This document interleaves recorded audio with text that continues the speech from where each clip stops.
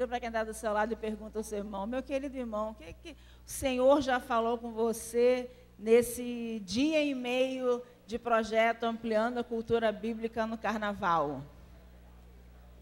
Como está sendo para você esse projeto Ampliando a Cultura Bíblica no Carnaval?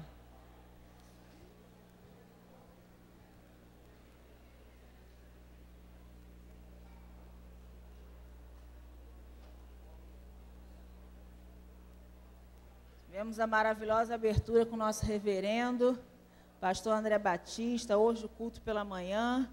E agora, nessa parte da tarde, estamos sendo presenteados com a pastora Alcenira.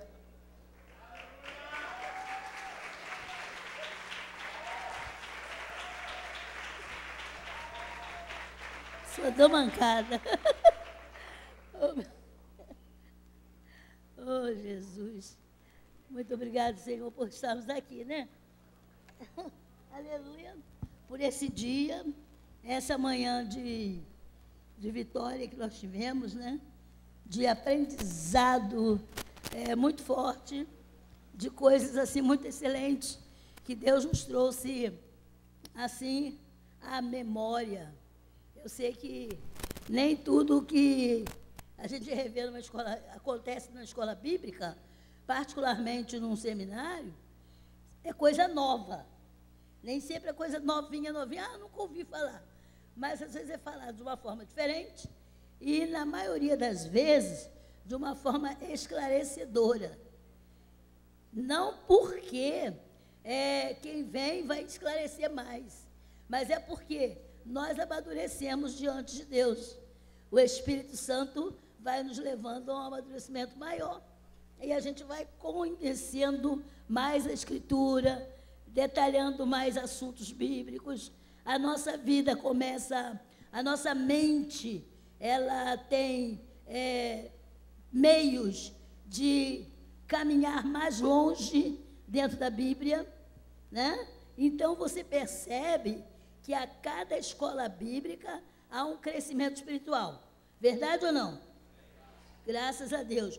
Cada escola bíblica, quem não vem, quem não participa desses encontros, infelizmente, a gente não pode elogiar, em hipótese nenhuma, porque o participar de um momento de estudo, ele sempre é enriquecedor, sempre é. E na nossa igreja, devido à base, a base fundadora da nossa igreja, a palavra de Deus, o envolvimento com a prática da palavra, então isso tudo vem fazendo crescer em nós um desejo maior de reconhecer Deus e tratar dos seus assuntos com mais vontade, com mais alegria, com mais prazer.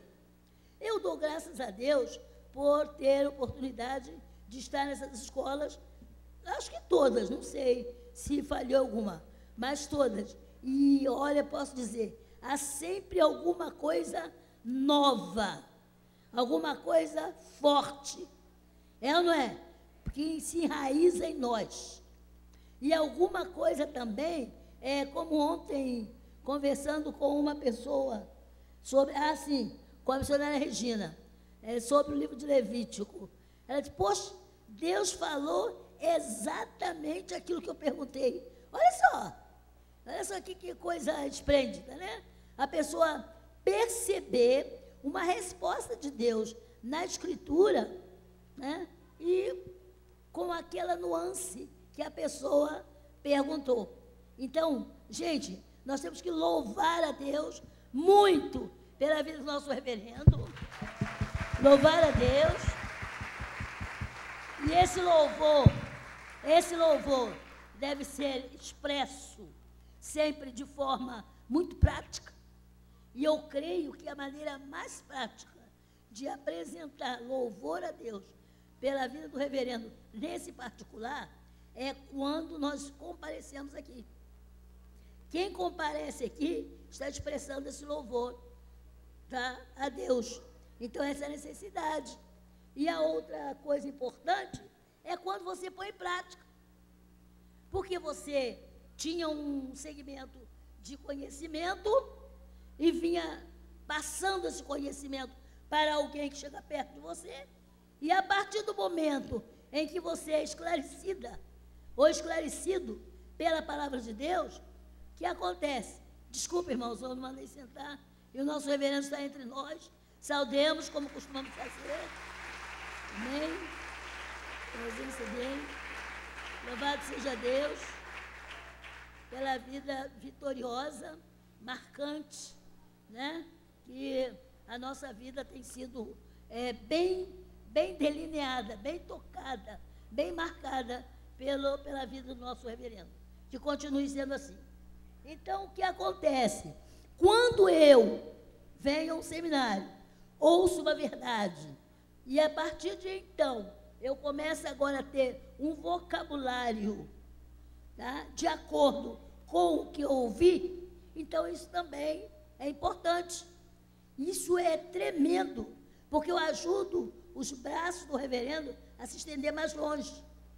Eu ajudo a mente, a fala, o som da sua voz ir mais longe, porque eu vou falar aquilo que ele fala.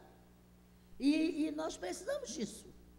Nós sabemos que muitos cristãos, essa semana mesmo, as experiências aqui mostram que pessoas estão buscando, né, buscando, assim, sentido para estar no culto, querendo saber mais, querendo descobrir mais da palavra, querendo se envolver com a palavra.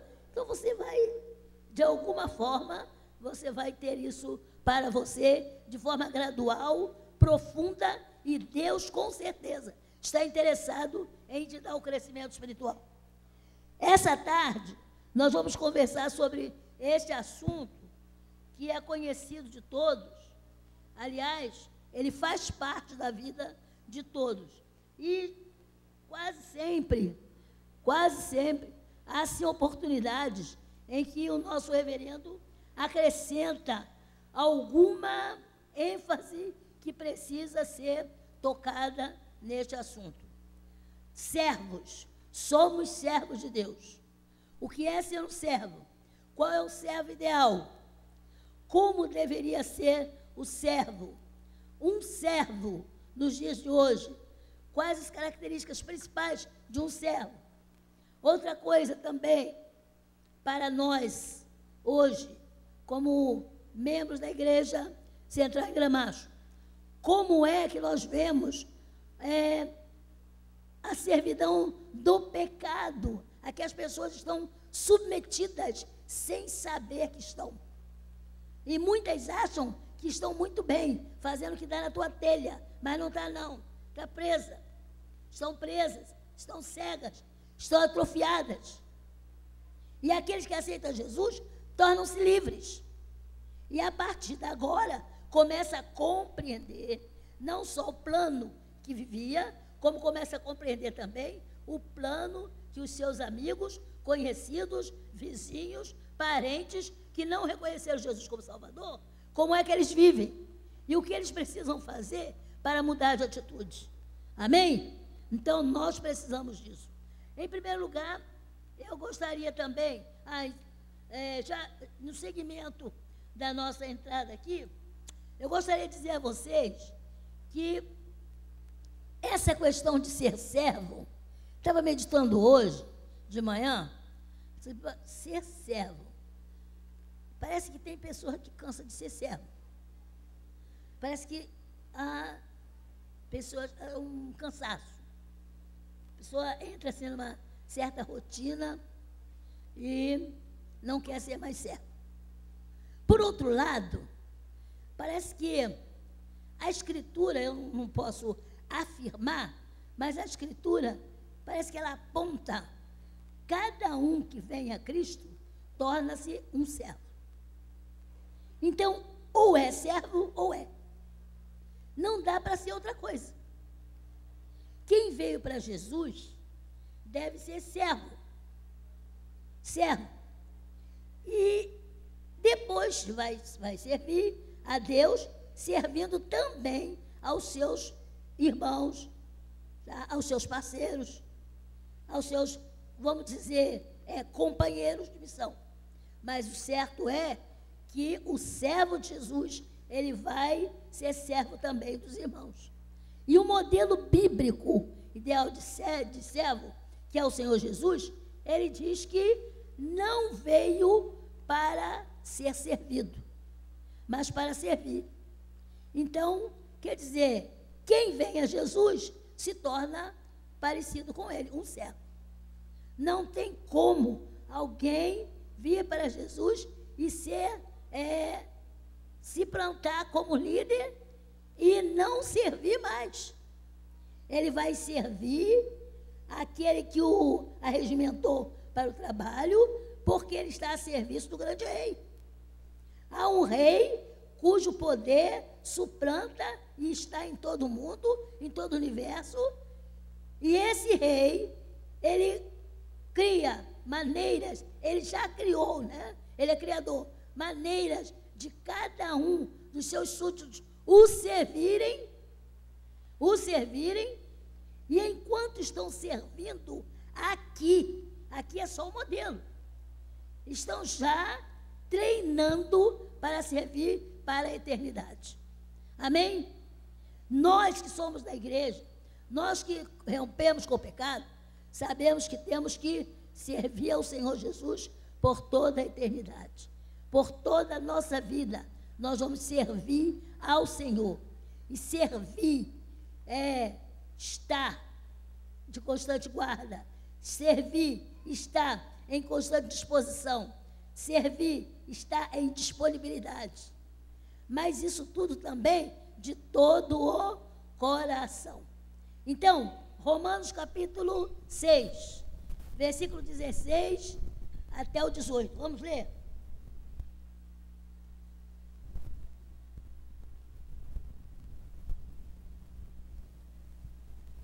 Romanos 6.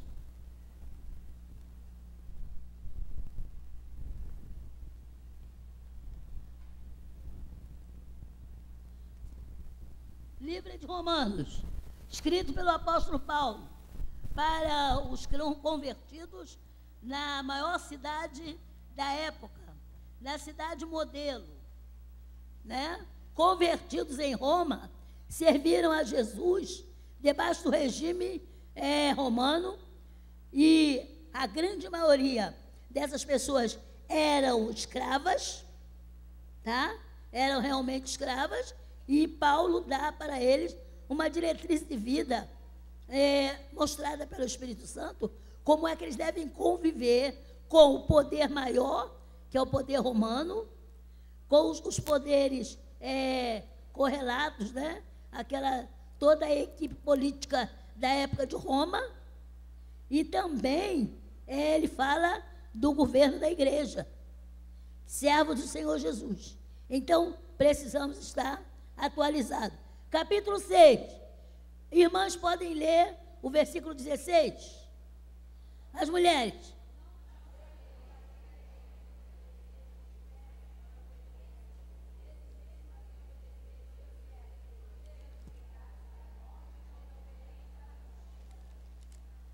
Olha, desobediente para a morte, obedientes para a... Olha lá, guarda bem isso. Homens, 18, 17.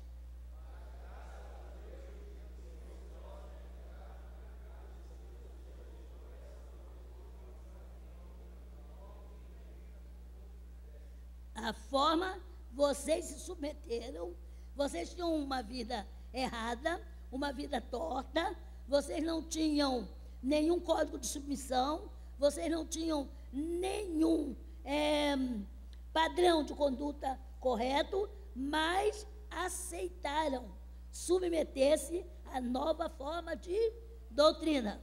Amém? Então vamos ao 18. Juntos. 18.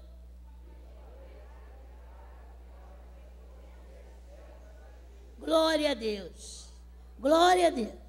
Os irmãos podem dar glória a Deus?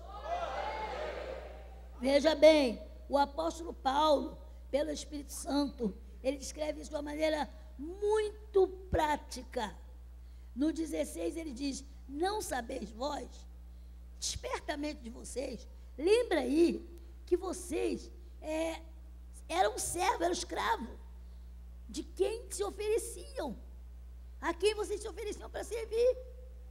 Mas uma vez que vocês se libertaram dessa forma errada, entraram num outro tipo de relacionamento, e agora com Deus. E a partir desse relacionamento, vocês agora foram feitos servos para a justiça. Nenhum de vós está aí sendo servo para a maldade, servo para a justiça. Então o escravo, no tempo de Paulo, no tempo de João, os tempos de Jesus, os tempos pós a vida de Jesus aqui, isso era muito claro. Essa condição de escravo e fiel. Essa condição de servo e assalariado. Era muito notado. Isso era muito notável. Eu acredito que as pessoas, elas olhavam umas para as outras e elas sabiam a que se referiam. Muitos crentes que se converteram não tinham lugar para congregar, todos sabem disso. A congregação dos fiéis era mais o corpo, era o corpo místico de Cristo, porque não havia um corpo visível. Pode-se notar que naquele tempo não tinha um prédio para a igreja congregar. Dificilmente congregavam-se em grupo. Tudo bem, mas havia um corpo. E esse corpo era coeso. Sabiam o que queriam. E eles transmitiam de si, para outros a mensagem. E quando, se alguém lê a história dos mártires e outras líderes daquele tempo, vai encontrar crentes que se converteram porque viram outros crentes morrendo. Quando a morte provocou vida. Na época do Império Romano, muita gente foi salva porque assistiu alguém morrendo lá no Coliseu. Alguém morrendo, sendo devorado por feras. Alguém morrendo, sendo dilacerado. Então, muita gente se comprometeu com Deus a partir da morte de alguns servos de Deus. A maneira como os servos de Deus se apresentaram provocou em muita gente uma comoção muito grande e um choque, sabe? Que o Espírito Santo transformou em convicção para o Evangelho, certo? Isso aconteceu. E esse pessoal, eles sabiam, essas pessoas sabiam, não valia a pena ir para outro lugar, porque escravos seriam sempre. Não havia condição de mudar de vida. Só que, quando eles terminassem o período de escravatura, que era a morte, o que acontecia? Como cidadão romano, morreu, eles imaginavam que acabou. Mas como cidadão celestial, eles tinham certeza, isso aqui é importante, eles tinham certeza que iam mudar de condição. Amém? Então, o romano, aquelas províncias romanas todas em volta, eles tinham esse sentimento. Entendeu? Ao fechar os olhos aqui, nós temos uma outra dimensão de vida. E sabemos para onde vamos. E temos certeza. Pode matar, pode fazer picadinho de nós. Cada um deles vai dizer, eu amo o Senhor. É isso aí. Era essa. Entendeu? A condição dos servos na época do Império Romano era essa. Eles não tinham uma outra perspectiva. Era essa. Então, a igreja era muito unida. Muito unida. E ninguém queria largar a igreja. Ninguém queria desanimar. A gente tem histórias, se você procurar direitinho, você tem histórias do mundo bíblico, daquela época, de pessoas que também tiveram uma outra situação e desistiram da fé. Verdade, tem gente que desistiu da fé. Mas o número de resistentes é muito maior. a resistência bíblica e espiritual era muito maior. E pasmem vocês que esses crentes da época do Império Romano, ele não tinha uma Bíblia como você tem hoje. Ele não tinha um recurso espiritual que você tem hoje. Você tem um recurso, você tem a fé, tem a palavra de alguém que te encoraja, tá? E eles não tinham. Porque as escritas eram muito difíceis de ter à mão. Mas eles guardavam a fé. Guardavam a fé. Isso é descrito não só através de Hebreus 11, como você encontra em outros textos do Novo Testamento, a questão de guardar a fé. Entendeu? O próprio apóstolo Paulo, ele faz uma declaração tremendamente para Timóteo, né? Ele diz que o tempo de partida está próximo. Depois ele diz, combati o bom combate, acabei a carreira e fiz o quê? Guardei a fé. Guardar a fé. Hoje, tem crente que diz assim, eu estou fraco. Eu estou fraco. Eu estou fraco. Buscar onde foi que você deixou sua fé. De repente, você fez um embrulhinho, botou em alguma gaveta, em alguma prateleira e não tomou de volta. É sério. De repente, pegou aí, ó. Deixou a fé em algum lugar. Porque aqueles crentes não tinham o recurso que você tem, que eu tenho. E eu falo isso para mim mesmo. Eu tenho que me lembrar disso, porque a realidade do mundo que a gente vive, o mundo que nós vivemos, é de querer desanimar. Jesus falou que até os escolhidos poderiam ser enganados. Então, não pense você que há graduação para ser tentado. Não há graduação para ser tentado. Qualquer um pode ser tentado. Entendeu? Então, nós louvamos a Deus pela vida do nosso reverendo, que ele tem sido incansável em passar a Escritura para nós, de uma maneira forte, a gente não deixar, sabe, de forma nenhuma, que a nossa fé se perca, que ela seja aí, que ela se mofe, que ela fique num canto. Não. Renovação espiritual é a palavra de ordem nos tempos do fim. E essa renovação começa com o que nós fazemos aqui diariamente. Leitura bíblica, leitura bíblica, leitura bíblica. Leitura bíblica. Eu acho interessante, quando eu fui para a escola bíblica pela primeira vez, os 2 cartões de inscrições que a gente preenchia, vinha uma pergunta no final. Já leu a Bíblia toda? Quantas vezes? Eu acho que de tanto não existe mais essa pergunta no cartão, no cartão de inscrição. Eu não sei se no ETAD tem, mas no IBAD não tem discurso, não tem mais não. Já leu a Bíblia toda? Quantas vezes? Era a pergunta. Porque a gente tinha que ter lido a Bíblia toda para poder ter um pouco de compreensão. E hoje não. Quem está querendo ler a Bíblia toda aí é o católico, é o muçulmano. Está querendo ler a Bíblia toda para perturbar você. Não é para buscar alívio, para buscar a bênção de Deus, para servir a Deus de todo o coração. Então, nós vimos aí a quem você se entrega como servo, desse você é realmente servo. Tomara que seja para, no versículo 16, repetindo o versículo, repetindo aí o versículo 18. Repetindo. Foste feitos, uma vez que eu fui libertada do pecado, eu me tornei serva da justiça. Servo da justiça. Você pode repetir isso para você mesmo?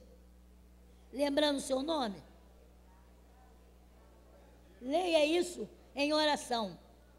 Senhor, uma vez eu fui liberta do pecado. E agora eu me tornei serva da tua justiça. Estou a teu serviço. Aleluia. A teu serviço. A serviço da justiça divina. Entendeu? porque os tempos são maus. E para que haja discernimento quanto a essa justiça, eu preciso da Escritura. Porque não tem como eu discernir a Escritura sem conhecê-la. Então eu preciso disso. Graças a Deus. Bom, mas seguindo aí, ainda falando sobre essa questão de servo para a justiça, é interessante que naquele tempo, como eu falei, o escravo não tinha direito, ele sabia que ele não tinha direito nenhum de ter uma lápide com o seu nome no cemitério, não tinha direito de ter certidão de nascimento, não existia, né? Nada disso existia para o escravo. Só que, uma coisa, depois que a pessoa escrava aceitou Jesus, muitos escravos aceitaram Jesus, então eles se tornaram o quê? Servos de Deus. Eram escravos só dos aristocratas romanos. Agora eram escravos de Jesus. Então, todos eles que vieram a Cristo, que vieram a Deus através de Jesus, então eles agora têm essa credencial. Sou servo de Deus. E aí, no meio desses, a coisa é tão interessante, a forma de vida é tão interessante e diferente, porque o que as pessoas sabiam a respeito de servo é que um criado, um escravo, ele vivia nas mãos do seu senhor, à vontade do seu senhor, ele não tinha querer, né? E pronto, final. Só que, quando ele aceitava Cristo, ele passava para um senhor maior. Então, ele tinha agora também uma ousadia para manter a sua fidelidade a um chefe maior do que o primeiro.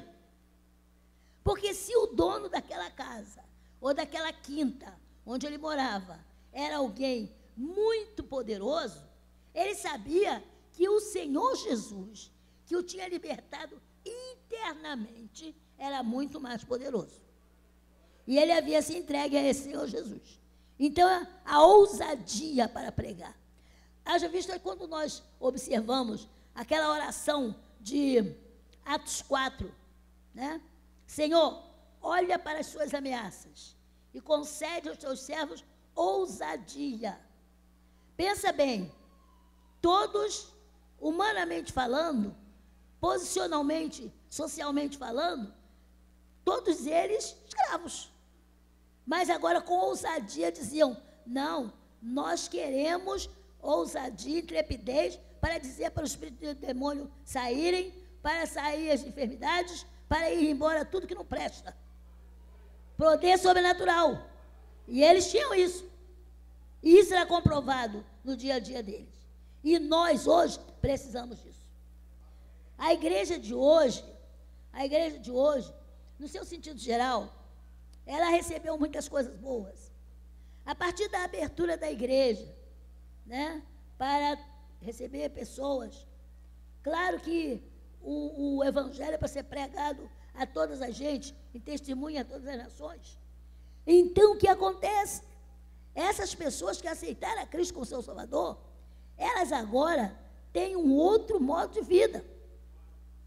Tudo bem. Receberam agora um padrão de vida tremendamente elevado. E sabem como devem se conduzir.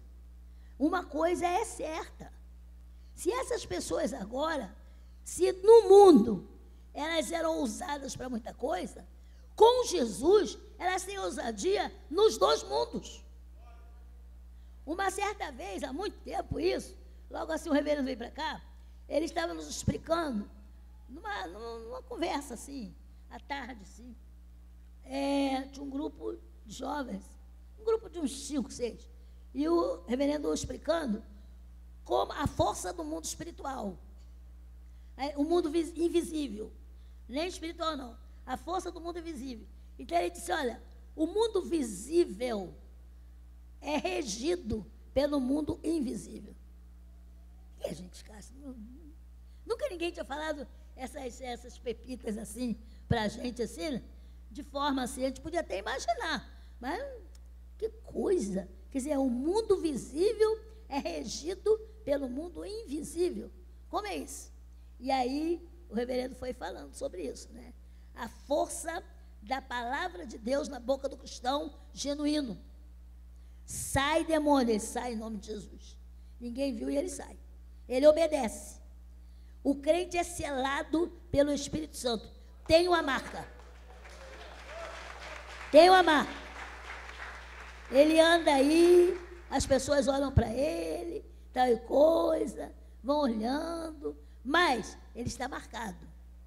E o diabo passa perto e não vai, de qualquer maneira, mexer com ele, não. Porque não pode. Vocês já pensaram nisso? Não é porque ele não queira, não. Ele não pode.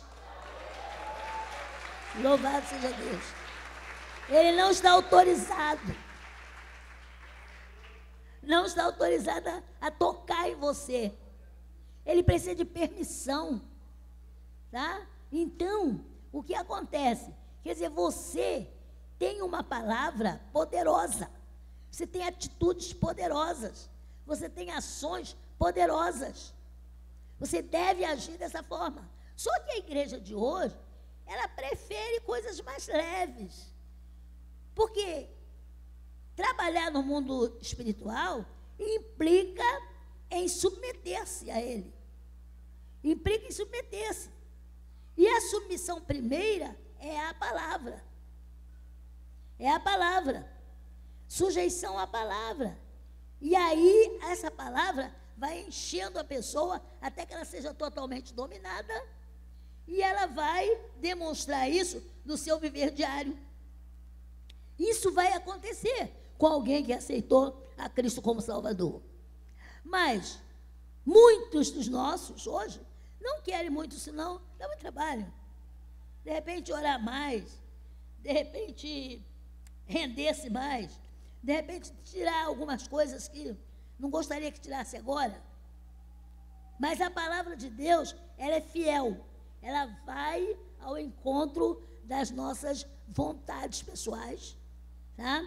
E leva-nos a submetê-las a Cristo, ao senhorio de Cristo. Escravo tem um senhor, servo tem um senhor. Se você é servo, cadê o seu senhor? Ah, o meu senhor está na igreja. O meu senhor, olha, o Senhor Jesus tem feito coisas grandes na igreja. Tem salvo pessoas, tem batizado com o Espírito Santo. E que mais? E com você? Porque ele não é senhor da igreja, no que diz respeito à igreja lá. Ele é senhor da igreja, você. Da igreja, eu.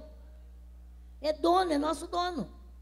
Então, como servos de Deus, nós temos que aprofundar isso. Tem que aprofundar isso. Ele é meu dono. É dono mesmo. E outra coisa, naquele tempo, nós temos pouco conhecimento da vida dos escravos no Brasil, porque não nos foi muito revelado isso. Mas a gente tem algum conhecimento que dá para a gente comentar. Dá para comentar. O escravo é comprado. Passava-se propriedade daquele dono que o comprou. E aquele dono tinha poder de vida e morte sobre ele. A Bíblia fala sobre isso também. Lá em Êxodo, há toda uma legislação a respeito da escravatura. Você tem tudo isso lá, né? Então, veja bem, eu e você, se somos escravos do Senhor Jesus Cristo, Ele tem que fazer em nós e através de nós o que Ele ousou fazer no tempo que Ele estava aqui. No tempo que Ele estava aqui. E Ele prometeu. Ele disse que os servos fariam obras maiores do que essa, porque Ele ia para o Pai. Ele não ia voltar aqui. Então, nós precisaríamos desse poder para realizar o que convinha ser realizado aqui. Então, um servo servo de justiça, servo para a justiça. Então temos que estar prontos para isso. Veja bem, o que Paulo escreve aí aos Romanos, dá uma olhadinha no 6:22, capítulo 6 mesmo. O capítulo 6 merecia a gente lê-lo todo, devagarzinho, mas lê o 22.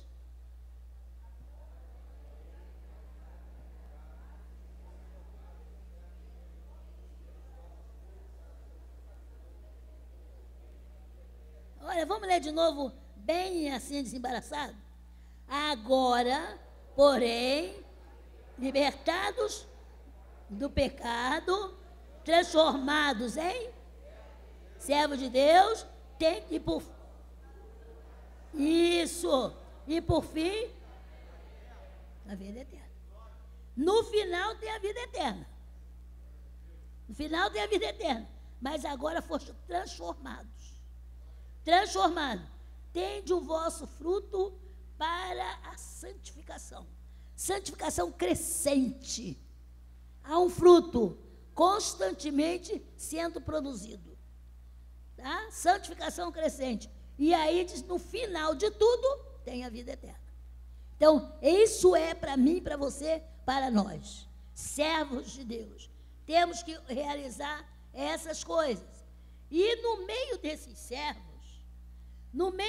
servos, vou abrir um parênteses aqui, Deus chama, levanta alguns para liderar os demais. Esses alguns que ele levanta, ele credencia. Esses alguns que ele levanta, ele dá a sua autoridade para reger os demais.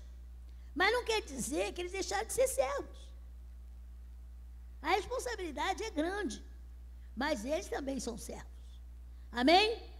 Então isso tem que ser guardado em nós. Uma outra coisa interessante também é que o fato de o Senhor chamar alguém, colocar alguém em posição de liderança, a Bíblia mostra isso como sendo uma investidura de autoridade. É uma investidura de autoridade em que Deus escolhe, Deus se credencia, Ele mesmo se autoriza em fazer, e Ele mesmo é quem leva a pessoa a realizar aquilo que Ele quer. Vou falar isso aqui devagarzinho. Veja bem, quando você e eu somos chamados para o trabalho para Deus, não pense jamais, novo convertido, nova convertida, irmãos antigos, não pense que Deus vai usar sua habilidade. Não pense que Deus vai usar seu talento. Deus não precisa disso. Amém? Alguém ficou triste? Deus não precisa. Deus não precisa disso, não. Tem gente que gosta muito de desenhar aí? Tem jeito para desenhar? Acredito que tenha. Deus não precisa disso. Tem gente que sabe falar muito bem, tem um tipo de voz excelente. Deus não precisa disso. Tanto que Deus usou lá um camarada que disse que era gago. Foi ou não foi? Então, e tantas outras coisas, situações. Para realizar o trabalho de Deus, é necessário que eu receba aquele suprimento dele. O meu suprimento, aquilo que eu recebo de herança paterno-materna, de herança de sangue, ou de herança intelectual, é muito bom. Não se joga fora, não. Só que não serve para o trabalho de Deus. Deus vai lançar a mão, Deus vai, enfim, vai fazer o que Ele bem aprouver. Mas o trabalho dele, quem dá as normas, quem dita as diretrizes, quem acerta as linhas, é o próprio Deus. Amém? Próprio Deus. A gente tem vários exemplos desses na Bíblia. Quando Deus queria fazer o tabernáculo, Ele chamou Moisés Moisés viu o modelo, tudo lá, e depois Deus disse para fazer. Pega com o povo, material esse, e vai fazer. Tudo bem. Só que Deus diz assim, olha, tem 2 pessoas que eu ungi com sabedoria para fazer eventos, para inventar. Já pensaram nisso? Deus ungiu a pessoa para que a pessoa criasse, deu criatividade. Então isso acontece comigo, com você. Então, se alguma coisa sai muito bem no trabalho que você está realizando para Deus, entra na caverna e agradece a Deus. Agradece a Deus. Senhor, foi o Senhor quem fez isso. Foi o Senhor quem fez isso. Porque Ele quem conhece o coração dos homens.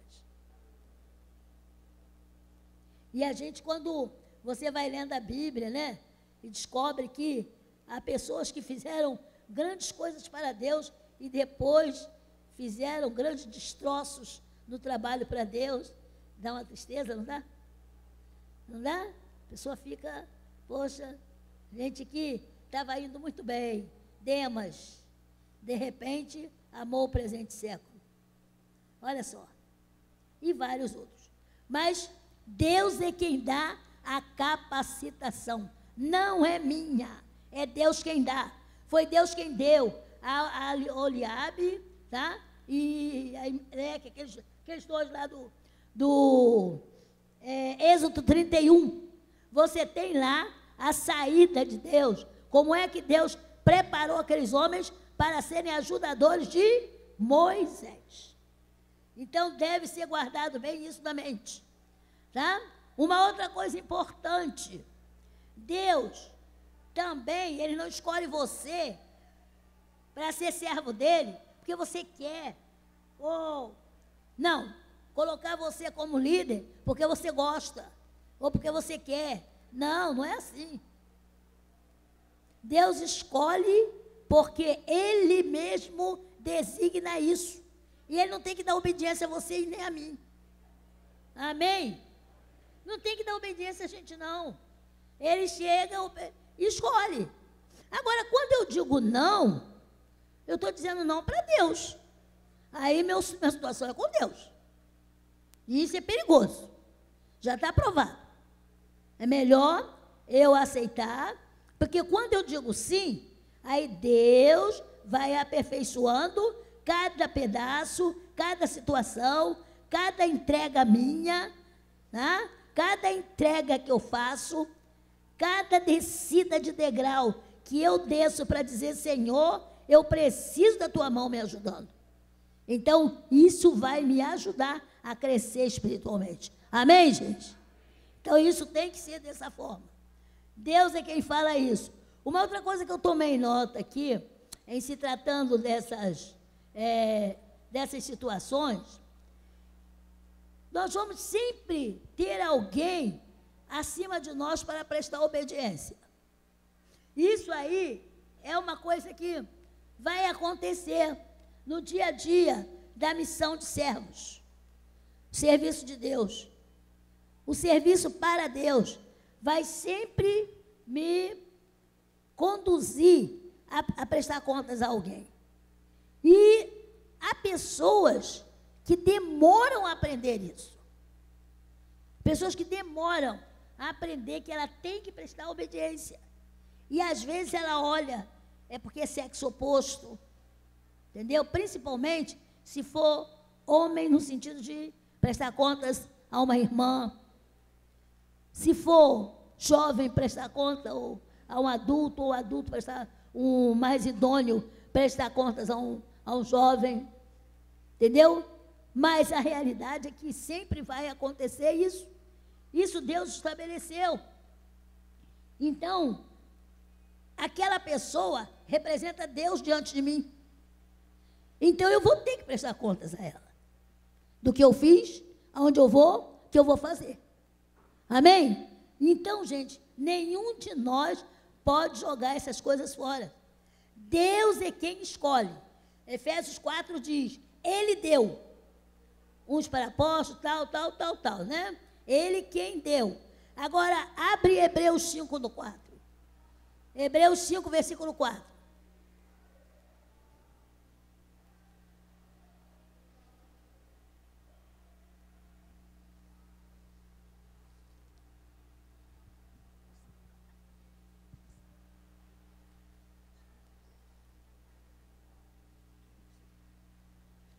Acharam Hebreus 5, 4? Irmãos, podem ler?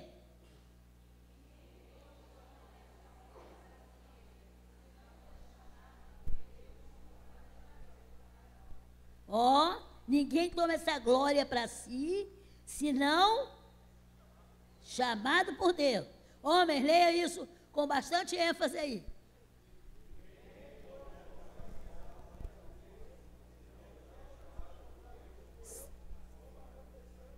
Se não foi chamado por Deus, como aconteceu com Arão, é balela. É Deus quem estabelece. É Deus quem chama. Entendeu? Se Paulo foi muito delicado em dizer, ele deu uns para apóstolos, profeta e tal, o escritor de Hebreus, que eu não sei quem é, foi fortíssimo e disse, ninguém vai tomar essa glória para si, se não foi chamado. Então, está claro isso aí.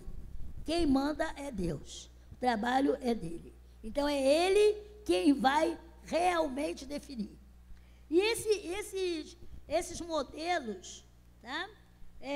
Olhando para Jesus, esse modelo de servo, olhando para Jesus, você vai notar que Jesus incentivou os seus discípulos, cada um deles, tá? A seguir o seu exemplo. Seguir o seu exemplo. Qual é o exemplo de Jesus? Não vim para ser... esse versículo você não sabe de qual não, né? Então vamos lá. Marcos capítulo 10. Marcos 10, 42. Nós estudamos sobre servos há quanto tempo? Há quanto tempo nós estudamos sobre servo aqui?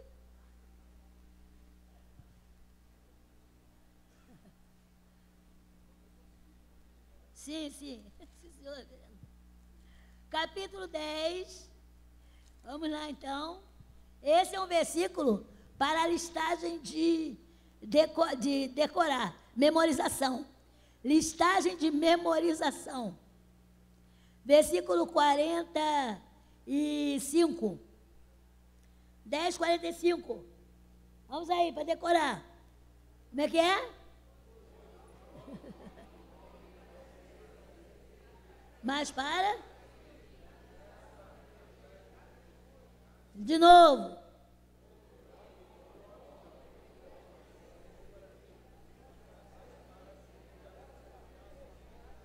Então, quais são os dois exemplos que Jesus quer que os discípulos sigam? Quais os dois? E o que mais?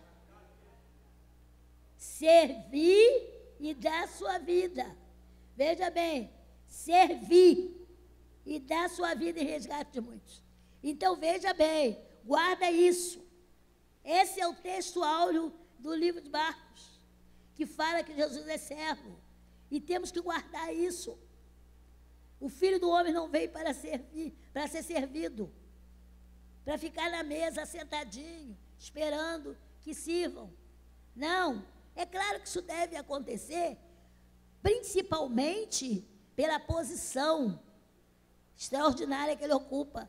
Mas, com certeza, o que deve acontecer é o quê? Um espírito de serviço em relação ao Rei dos Reis, ao Senhor dos Senhores. Amém? Então, eu preciso disso. Então, Jesus incentivou os discípulos a seguir o seu exemplo. E o exemplo dele é esse. Mas esse exemplo fica assim mais claro. João 15, versículo 20 e versículo 16. Lê lá. João 15. para guardar.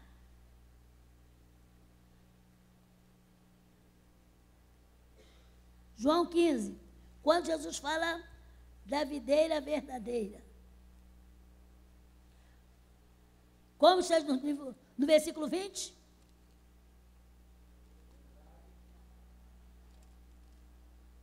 e 20.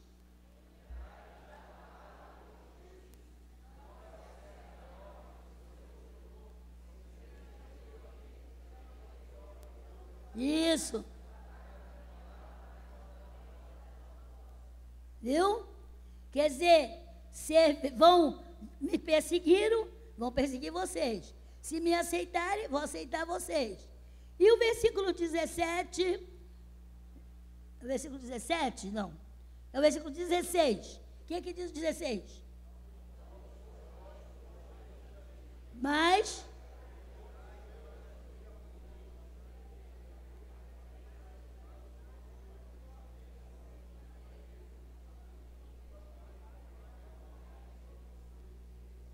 Vamos ler de novo, fica bem clarinho. Não foste vós que escolhestes a mim. Pelo contrário, eu vos escolhi para quê? Para que vades e deis, e o vosso fruto? Para quê? Isso. Meu Pai, para que pedis em meu nome ao meu Pai, Ele vos conceda. Quando você pede a Deus em nome de Jesus, Ele concede. Então, guarda isso aí. E agora no intervalo, guarda, lembra disso aí. Versículo chave do serviço. Jesus manda servir, tá? E servir aos outros. E não escolher a quem vai servir. Porque ele fala aí de morte. Então é para servir alguém bem hostil. Amém? Então os irmãos vão para o intervalo agora.